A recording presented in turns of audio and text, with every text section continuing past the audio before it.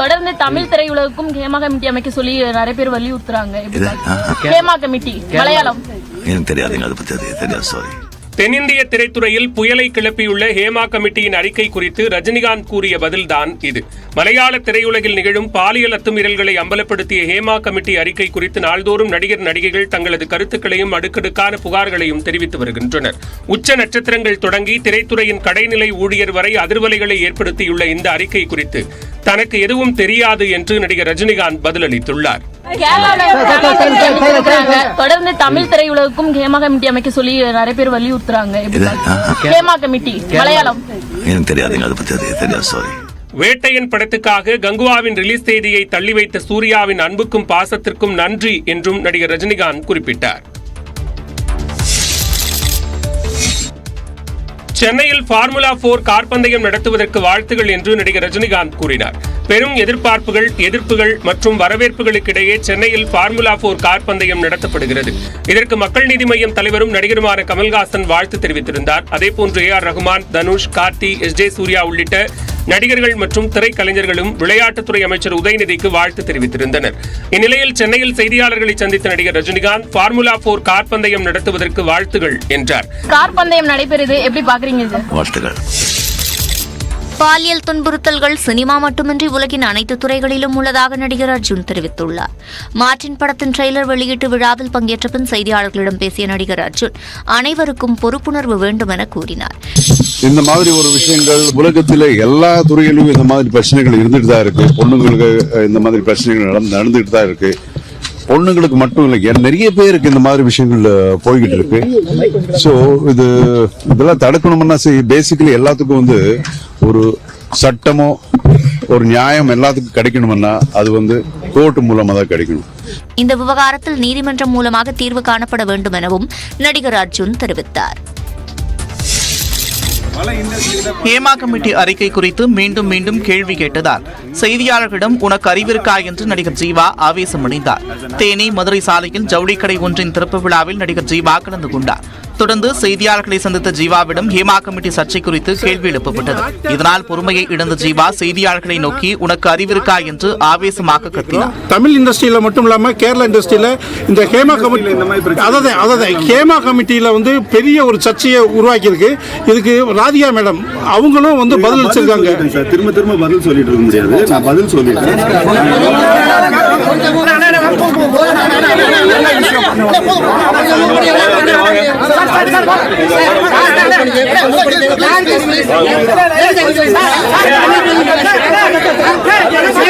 இதனால் புதிதாக திறக்கப்பட்ட துணிக்கடை வளாகம் கலைபரமானது.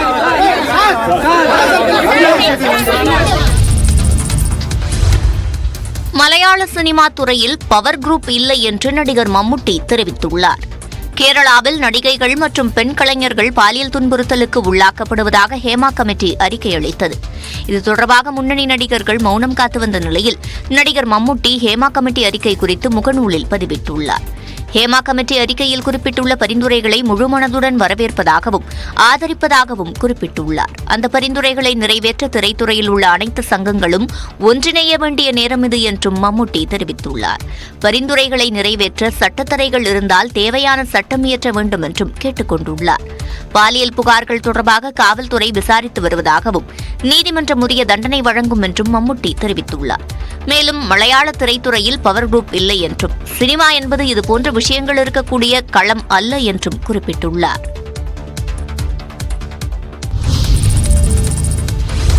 தன் மீதான பாலியல் புகார்களை மலையாள நடிகர் ஜெயசூர்யா திட்டவட்டமாக மறுத்துள்ளார். மலையாள திரையுலகில் நடிகைகளுக்கு பாலியல் தொல்லைகள் அளிக்கப்பட்டதாக எழுந்த புகார் தொடர்பாக ஓய்வு பெற்ற நீதிபதி ஹேமா கமிட்டி கேரள அரசிடம் அறிக்கை சமர்ப்பித்தது. அதனைத் தொடர்ந்து நடிகைகளிடம் அத்துமீறியதாக நடிகர்கள் ஜெயசூர்யா, முகேஷ், இயக்குநர் ரஞ்சித் உள்ளிட்டோர் மீது தனிப்பட்ட முறையில் குற்றச்சாட்டுகள் முன்வைக்கப்பட்டன. இந்த நிலையில் இந்த விவகாரம் குறித்து விளக்கம் அளித்து அறிக்கை வெளியிட்டுள்ள நடிகர் ஜெயசூர்யா 2 பாலியல் புகார்கள் தம் மீது சுமத்தப்பட்டுள்ளதாகவும் அவை போலியானவை என்றும் குறிப்பிட்டார். குறிப்பிட்டுள்ளார். குற்றச்சாட்டுகளை சட்ட ரீதியில் எதிர்கொள்ள இருப்பதாகவும் அவர் விளக்கமளித்துள்ளார். சொந்த காரணங்களுக்காக அமெரிக்காவிற்கு சென்றுள்ளதாகவும் உண்மைக்கு புறம்பான குற்றச்சாட்டுகளை யார் வேண்டுமானாலும் யார் மீதும் சுமத்த முடியும் என்றும் அவர் அறிக்கையில் குறிப்பிட்டுள்ளார். தன் மீதான போலியான பாலியல் புகார்கள் மன ரீதியில் வலியை ஏற்படுத்துவதாகவும் உண்மையை விட பொய்தான் வேகமாக பரவுவதாகவும் கூறியுள்ளார். நீதித்துறையின் மீது தமக்கு நம்பிக்கை இருப்பதாகவும் ஜெயசூர்யா குறிப்பிட்டுள்ளார். ஹேமா கமிட்டி அறிக்கை அடிப்படையில் பாதிக்கப்பட்டோருக்கு கேரள அரசு நீதி வழங்காதது ஏன் என்று மத்திய அமைச்சரும் பாஜக தேசிய தலைவருமான ஜே.பி. நட்டா கேள்வி எழுப்பியுள்ளார். கேரள மாநிலம் பாலக்காட்டில் நடைபெற்ற நிகழ்ச்சி ஒன்றில் கலந்து கொண்டு ஜே.பி. நட்டா உரையாற்றினார். அப்போது மார்க்சிஸ்ட் கட்சியினருக்கு தொடர்பு இருப்பதால் தான் ஹேமா கமிட்டியில் குறிப்பிட்டவர்கள் மீது முதலமைச்சர் பினராயி விஜயன் நடவடிக்கை எடுக்கவில்லை என்றும் குற்றம் சாட்டினார்.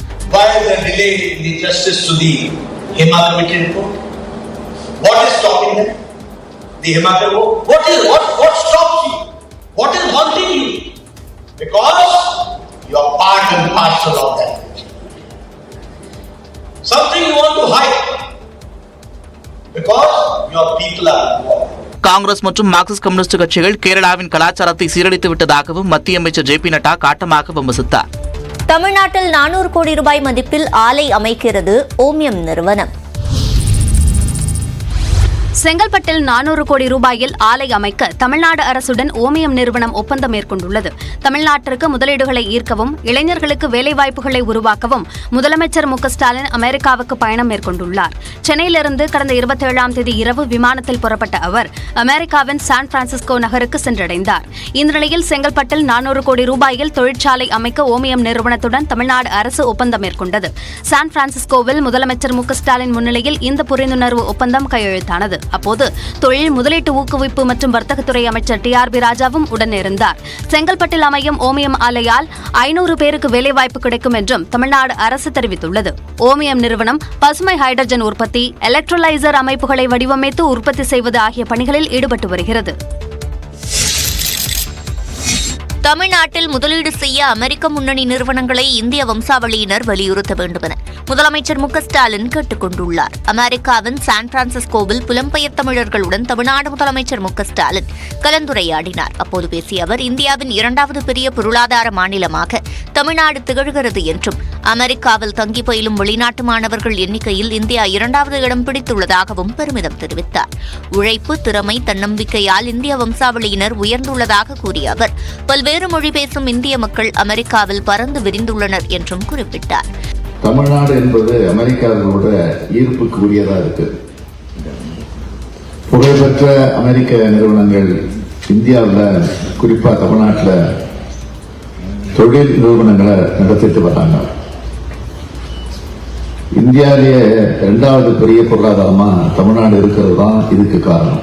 தொழில் தொடங்க தமிழ்நாடு உகந்த மாநிலம் என கூறிய மு.க.ஸ்டாலின், கடந்த 3 ஆண்டுகளாக அமெரிக்க நிறுவனங்கள் தமிழ்நாட்டிற்கு அதிக அளவில் வரத் தொடங்கியுள்ளதாகவும் குறிப்பிட்டார். சென்னையில் ஃபார்முலா 4 கார் பந்தயம் வெற்றிகரமாக நடந்து முடிந்தது.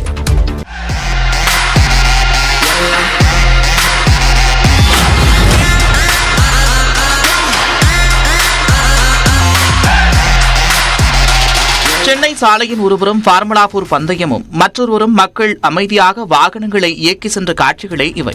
2வது நாளில் முதல் தகுதி சுற்று போட்டிகள் நடைபெற்றன. இதனால் தீவுத்திடல் சாலைகளில் மின்னல் வேகத்தில் கார்கள் சீறி பாய்ந்தன.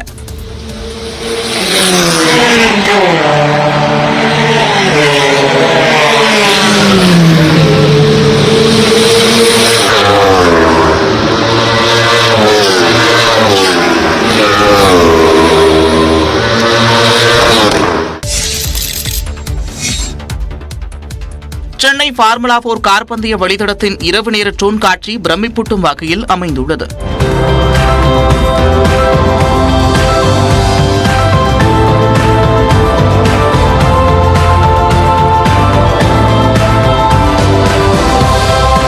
மின்னொளியில் சென்னை சாலையில் இரவு நேரத்தில் அதிரடியாக கார்கள் சீறி பாய்ந்தன.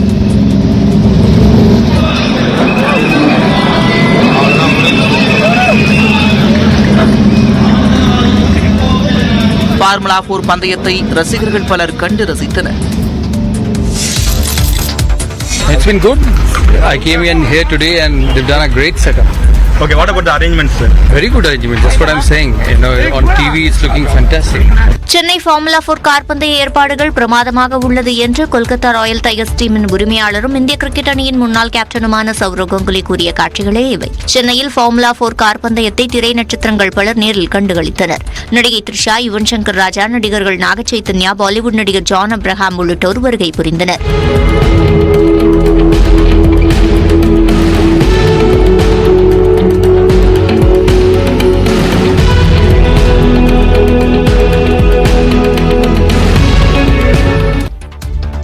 கனமழை காரணமாக ஏற்பட்டுள்ள வெள்ளத்தால் ஆந்திரா மற்றும் தெலங்கானா மாநிலங்கள் தத்தளித்து வருகின்றன.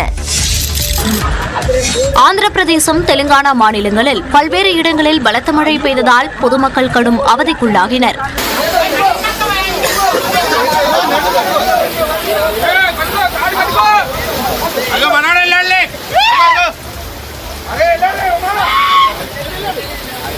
கிருஷ்ணா, குண்டூர், விஜயவாடா, கம்மம், சூர்யாபேட்டை ஆகிய மாவட்டங்களில் நேற்றிரவு முதல் கனமழை பெய்தது. குறிப்பாக தெலங்கானாவின் கம்மம், சூர்யாபேட்டை மாவட்டங்களில் பெய்த கனமழை காரணமாக சாலைகளில் வெள்ளம் பெருக்கெடுத்து ஓடியது.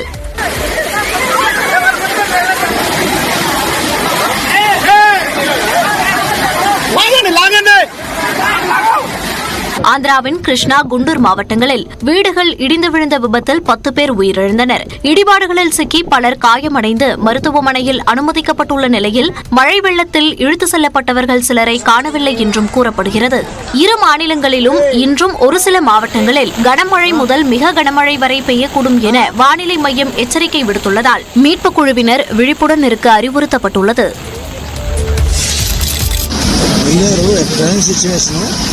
అంటే ఇంత ఉధృతంగా గోదావరి మీద కూడా నేను చూడలేదు.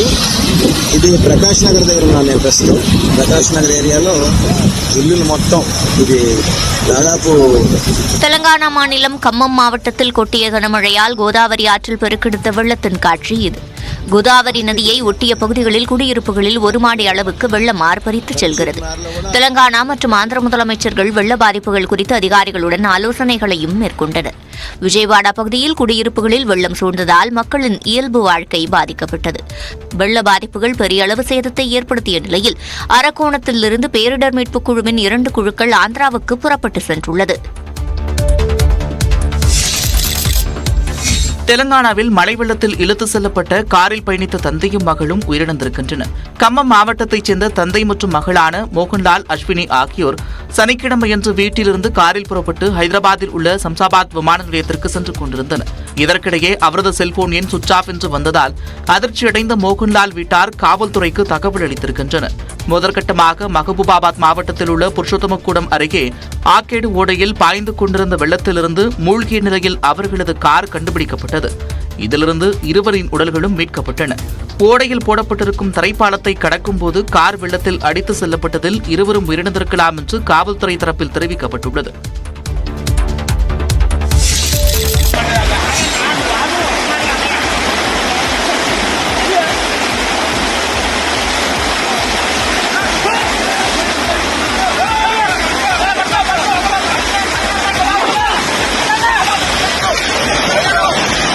என்னை யாரும் எதுவும் செய்ய முடியாது என்ற வடிவேலு காமெடி போல் இந்த மழை என்ன செய்ய போகிறது என ஒற்றை கையில் கயிற்றை பிடித்து சென்றவரை வெள்ளம் அடித்து சென்ற காட்சிதான் இது.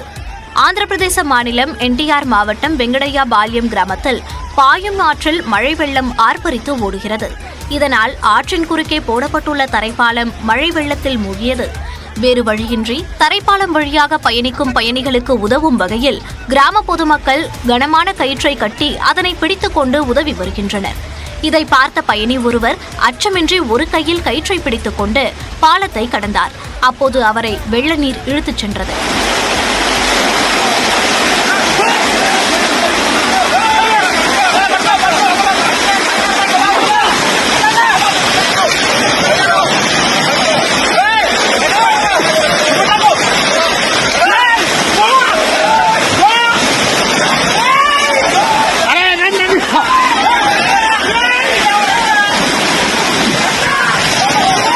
பின்னர் ஆற்றின் நடுவில் உள்ள மரத்தின் கிளையை பிடித்து தொங்கிக் கொண்டு காப்பாற்றுங்கள் காப்பாற்றுங்கள் என கதறிய அவரை மக்கள் பத்திரமாக மீட்டனர்.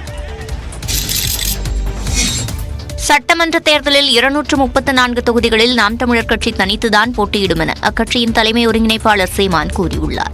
நான் தனிச்சு போட்டியிடுறேன் 2026 இப்ப 60 தொகுதிக்கு வேட்பாளர் போட்டுக்கிட்டு இருக்கேன். நீங்க வேணா கட்சியில சேருங்க, உங்களுக்கு சீட்டு தரேன். தூத்துக்குடியில் செய்தியாளர்களிடம் பேசிய சீமான், ஆசிரியர்களுக்கு பணம் கொடுக்க முடியாத நிலையில் கார் பந்தயம் நடத்த எங்கிருந்து பணம் வந்தது என கேள்வி எழுப்பினார். மேல்தட்டு மக்களினுடைய விளையாட்டது, அது கொளுத்த பணத்திமிர் இருக்கிறவங்க விளையாடுங்க, வேணான்னு சொல்லல. அங்கிட்டு போய் விளையாடுங்க, ஒரு ஓரமா விளையாடுங்க.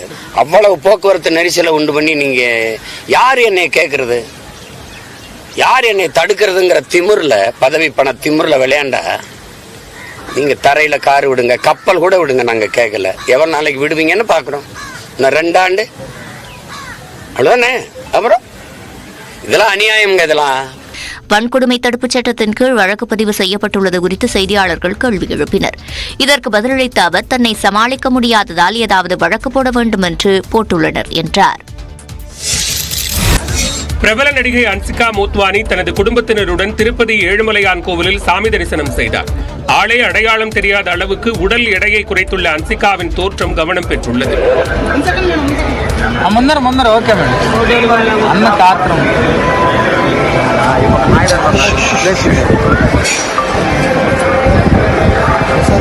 தெலுங்கில் அவர் நடிப்பில் வெளியான 105 Minutes என்ற படம் எதிர்பார்த்த அளவு வெற்றி பெறாத நிலையில் தமிழில் மீண்டும் பிஸியான நடிகையாக மாறியுள்ளார் அன்சிகா. தமிழில் காந்தாரி, ரவுடி பேபி உள்ளிட்ட படங்களில் அடுத்தடுத்து நடித்து வரும் அன்சிகா மீண்டும் திரையுலகில் ரசிகர்களை ஈர்ப்பார் என்று திரைத்துறை வட்டாரங்கள் தெரிவிக்கின்றன.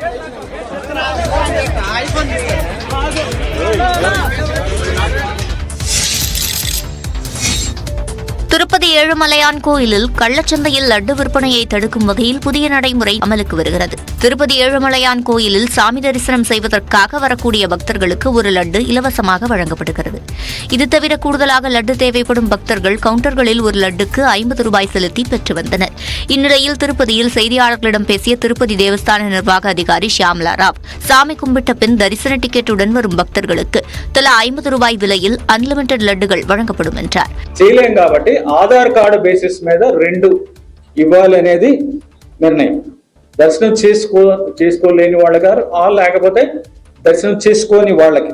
சாமி கும்பிடாமல் திருப்பதி மலையிலிருந்து ஒரு சிலர் ஏராளமான லட்டுகளை வாங்கிச் சென்று அவற்றை தங்கள் வீட்டு திருமணங்களில் உறவினர்களுக்கு அன்பளிப்பாக கொடுத்துள்ளதாக கூறினார். பிரசாதமாக வழங்கப்படும் லட்டை எப்படி பயன்படுத்த வேண்டுமோ அப்படித்தான் பயன்படுத்த வேண்டும் என்றும் ஷியாம்லா ராவ் தெரிவித்தார். தேசிய பாடத்திட்டத்தை ஒப்பிடும்போது மாநில பாடத்திட்டத்தின் தரம் மோசமாக உள்ளதாக தமிழ்நாடு ஆளுநர் RN ரவி விமர்சித்துள்ளார். சென்னை சேத்துப்பட்டில் உள்ள KTCT பெண்கள் மேல்நிலைப் பள்ளியின் 100ஆண்டு விழா நிகழ்ச்சியில் ஆளுநர் RN ரவி கலந்து கொண்டார். அப்போது மேடையில் பேசிய அவர், பள்ளி மாணவர்களுக்கு நவீன தொழில்நுட்பத்தை அறிமுகப்படுத்த வேண்டும் என்றார்.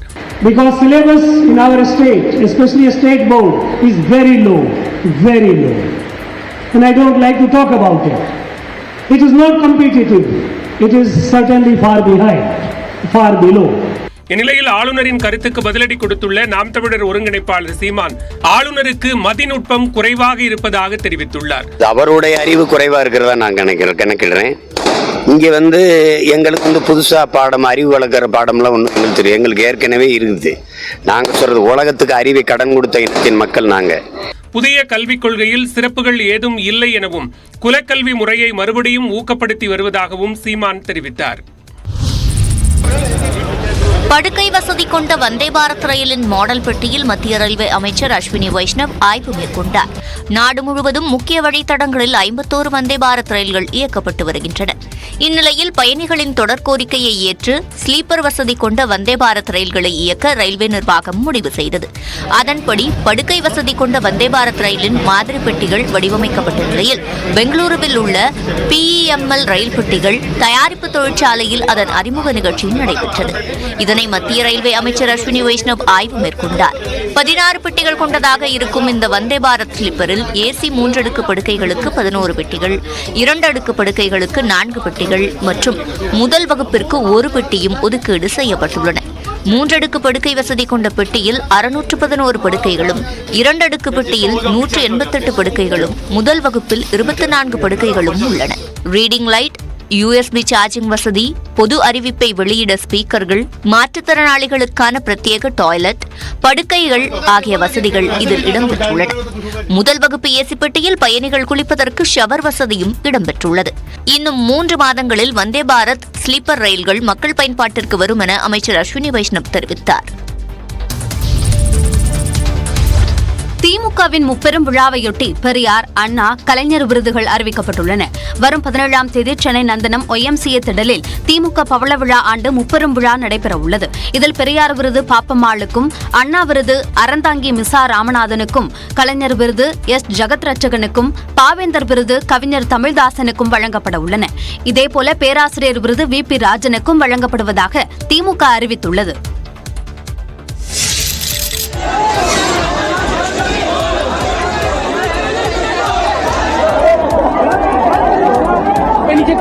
சிறப்பு தள்ளுபடி உள்ளது, அனைவரும் வாரீர் என்று பாகிஸ்தானில் வெளியான விளம்பரத்தை அடுத்து புதிய ஷாப்பிங் மாலில் புகுந்த மக்கள் துணிகளை திருடிச் சென்றனர்.